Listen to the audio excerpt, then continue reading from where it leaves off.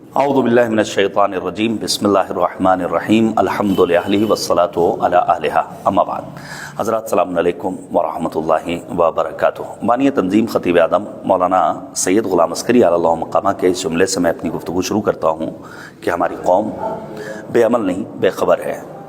ظاہر ہے بے خبری الحمدللہ حالیہ چند برسوں میں کافی حد تک کم ہوئی ہے اور مومنین خبردار ہوئے ہیں۔ ذمہ دار علماء، واعظین، خطباء اور شعراء کے ذریعے بہت سارے دینی پیغامات پہنچ رہے ہیں، اور اب تو الحمدللہ ہمارے عام مومنین کا بھی شعور اتنا بلند ہو چکا ہے اور بصیرت میں اس حد تک اضافہ ہو چکا ہے کہ ان کو معلوم ہے کہ ہم کون سا کام سوسائٹی کے پریشر کے تحت انجام دے رہے ہیں اور کون سا کام اللہ کی رضا اور خوشنودی کے لیے۔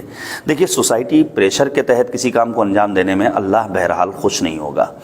ابھی آپ نے دیکھا کہ چند روز قبل مؤمنین کٹگر کمال اور داؤد پور اور مؤمنین مچھلی گاؤں نے متحدہ طور پر اور ایک آواز ہو کر کے یہ فیصلہ کیا کہ ہمارے ہاں کسی مرحوم کے انتقال کے بعد عمومی کھانے کا وہ بندوبست نہیں ہوگا جو عام طور سے ہوتا ہے۔ دیکھیے، میں سمجھتا ہوں کہ اس کو فقط سیوم کی حد تک محدود نہ کیا جائے بلکہ 40واں اور دیسا اور برسی سب میں شامل کیا جائے، کیونکہ قوم اس وقت کہاں پر ہے، ہمیں کہاں ہونا چاہیے تھا، اس کا ہمیں اور آپ کو اب اندازہ ہو جانا چاہیے۔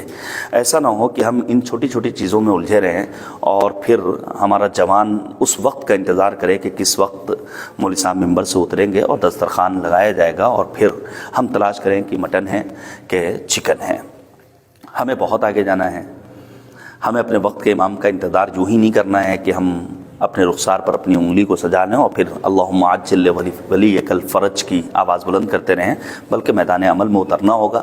ہمیں کالجز کے بارے میں سوچنا ہوگا، ہمیں یونیورسٹیز کے بارے میں سوچنا ہوگا، ہمیں ایسی اکیڈمک تعلیم کے بارے میں سوچنا ہوگا جو ہماری قوم کے جوانوں کا مستقبل تابناک بنا سکیں، جس سے قوم کا نام بھی روشن ہو، ملک و ملت کا نام بھی روشن ہو۔ میں امید کرتا ہوں کہ مومنین امبیڈکر نگر بالخصوص اور بالعموم پورا ہندوستان اس جانب متوجہ ہوگا اور سوسائٹی کا پریشر اپنے اوپر حاوی نہیں ہونے دے گا، بلکہ اللہ کی رضا کے لیے خالص قربتاً اللہ کی نیت کے ساتھ کسی بھی کام کو انجام دے گا۔ وہ دن دور نہیں جب ہم اپنے سماج میں اس قسم کی بیداری کو مکمل طور پر دیکھ لیں گے۔